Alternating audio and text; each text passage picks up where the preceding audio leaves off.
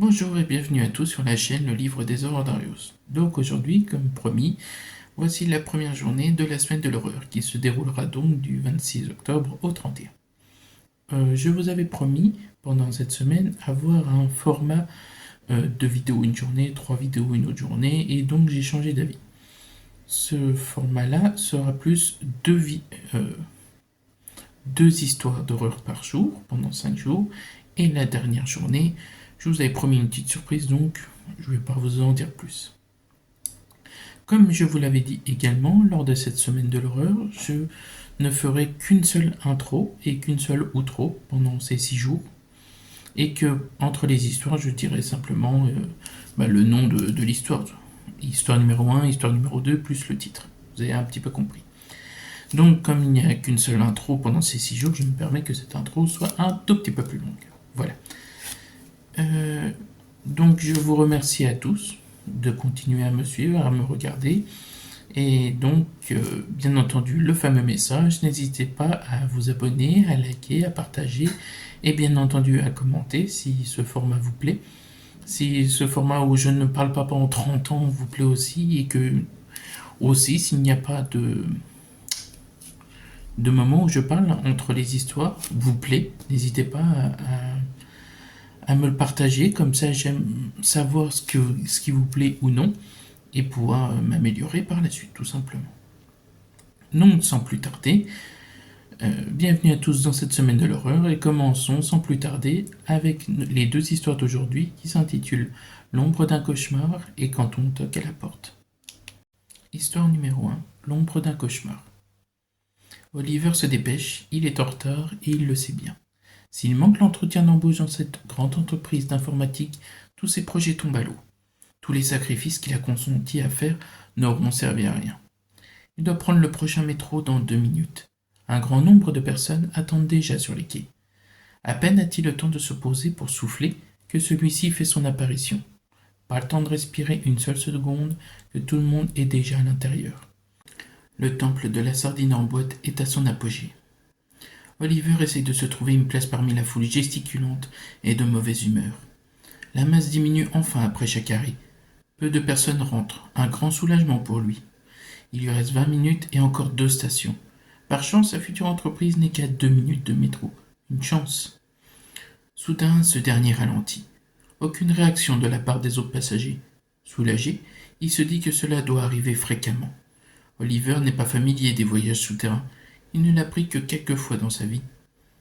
Puis tout s'arrête. Le métro, les lumières à l'intérieur du wagon, et son cœur. Certains voyageurs poussent une exclamation. Ça ne doit pas arriver fréquemment.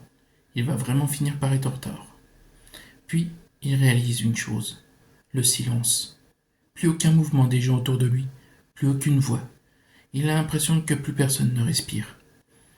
Il se tourne vers un homme assis à 2 sièges de lui, à sa gauche, costard-cravate et attaché-caisse. La représentation parfaite de l'homme d'affaires. Il lui demande si cela arrive souvent. Aucune réponse. Il se tourne vers une femme voilée en face de lui qui a l'air d'avoir la quarantaine. Il lui repose la question. Mais toujours aucune réponse.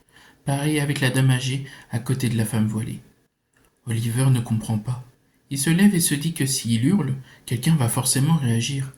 Après sa rugissante interprétation vocale, comme il s'y attend, aucune réaction. Il se sent un peu nerveux au début de l'incident, mais là, son inquiétude prend de l'ampleur.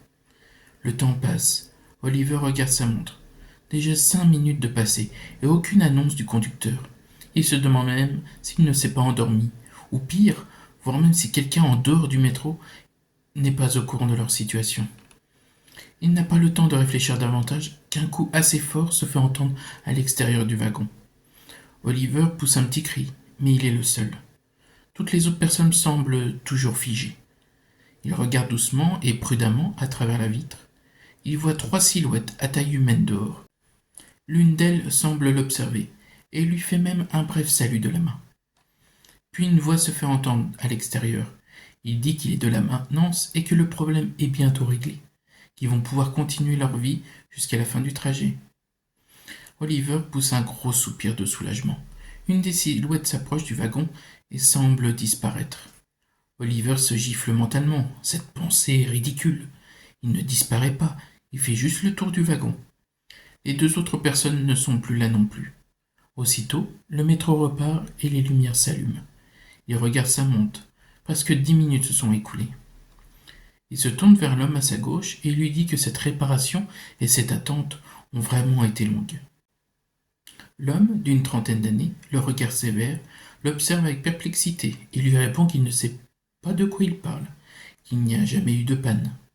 Oliver, surpris, ne comprend pas et lui rétorque qu'il y a bien eu un problème pendant 10 minutes. L'homme le dévisage comme s'il est devenu fou et lui répond que non, avant de détourner la tête et de regarder par la fenêtre en face de lui. Oliver est en plein doute. Vient-il de rêver cela? Il regarde les deux femmes en face et leur repose la question. Elles répondent également qu'il n'y a jamais eu d'arrêt et qu'elles ne comprennent vraiment pas de quoi il peut bien parler. Oliver se sent de plus en plus dans l'incompréhension. Que s'est-il passé alors? A-t-il souffert d'hallucinations par manque d'oxygène? Ou a-t-il fait un léger malaise? Toutes ces questions tournent en boucle dans son esprit quand il réalise quelque chose qui lui fait soudain très peur. Les trois personnes dans le wagon qui n'ont pas bougé ni parlé de tout l'incident et qui maintenant réagissent à nouveau. Les ouvriers à l'extérieur, comment ont-ils pu réparer quoi que ce soit puisqu'ils n'avaient même pas de lampe torche? Ont-ils réussi à travailler dans le noir total? Impossible. Surtout que tout s'est remis à fonctionner à l'instant même où ils ont disparu. Tout ceci n'a aucun sens. Oliver le sait bien. Petit à petit, il essaye de se calmer par des exercices de respiration que son psy lui a appris pour maîtriser ses angoisses après le décès de sa femme, dû à un AVC. Il regarde une nouvelle fois sa montre. Plus que 5 minutes avant son rendez-vous. Ce fichu métro n'arrivera-t-il donc jamais à destination? Comme si on venait d'exaucer son vœu, le métro entre en gare pour le terminus. Enfin. Oliver se lève, prêt à partir, et s'approche des portes. Elles ne s'ouvrent pas. Il ne comprend pas. Son calvaire à l'intérieur de cette horrible boîte roulante ne va-t-elle donc jamais prendre fin? Les lumières s'éteignent à nouveau. Oliver sursaute. Que se passe-t-il? Déjà les portes, maintenant les loupiottes, peut-être une coupure de courant? Son regard se pose sur les portes. En pleine réflexion, il en ressort presque aussitôt, car un détail l'interpelle. Il est en train de descendre, comme s'il se trouve dans un ascenseur. Il regarde autour de lui, mais ne trouve rien, et regarde donc à ses pieds. Il pousse un énorme cri, tellement la scène qui se déroule devant ses yeux est infernale. Le wagon, auparavant d'un gris terne à mourir, est devenu noir comme la mort, et est en train de l'engloutir. Il hurle de tout son être, et cherche de l'aide auprès des autres voyageurs, qui sont devenus noirs. Seul un sourire profondément ignoble subsiste de tout leur corps. Les créatures se précipitent sur lui et l'enfoncent encore plus dans le sol.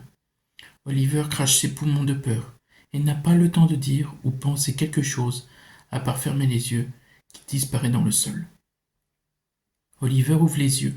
Son métro est sur les quais, attendant ses passagers.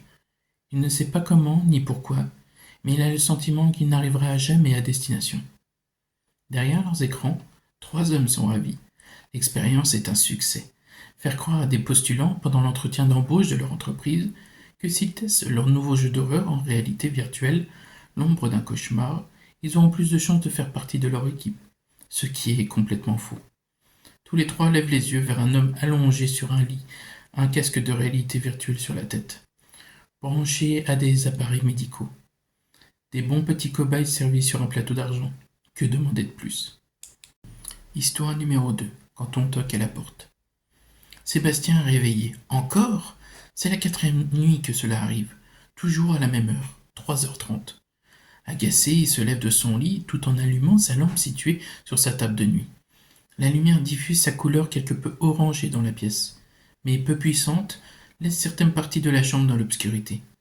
Il pense à une blague de gosse. Après tout, Madame Laglande s'est installée il y a quelques semaines avec ses 4 mioches. Il déteste les enfants de toute façon. Et comme par hasard, après son emménagement, ces événements arrivent. Une coïncidence, mon cul, se dit-il. Il n'a d'ailleurs pas hésité à aller se plaindre auprès d'elle quand le phénomène est survenu une 3e nuit.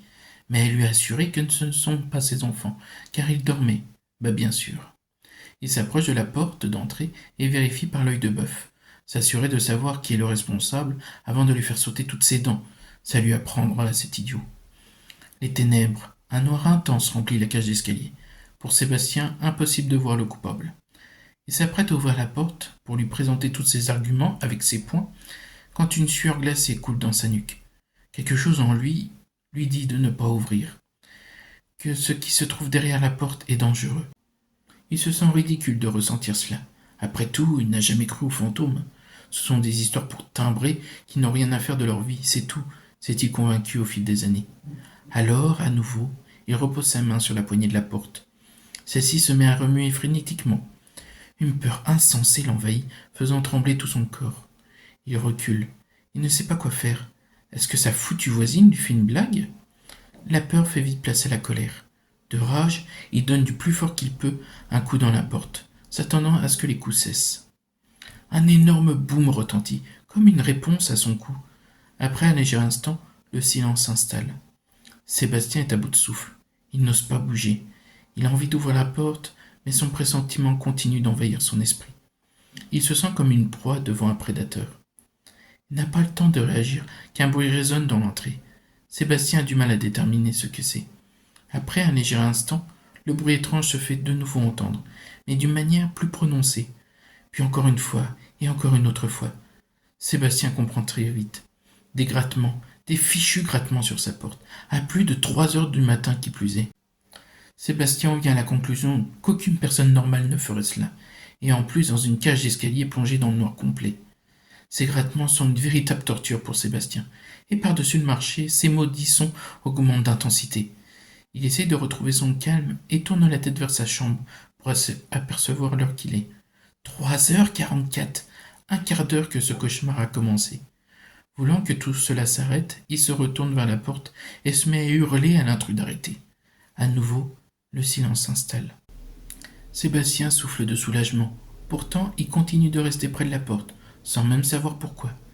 Et là, une voix qu'il ne s'est jamais attendu à entendre à nouveau s'élève dans la nuit. Myriam, la voix de Myriam. Comment est-ce possible? Les pensées de Sébastien se bousculent, comme dans un accident de pensée.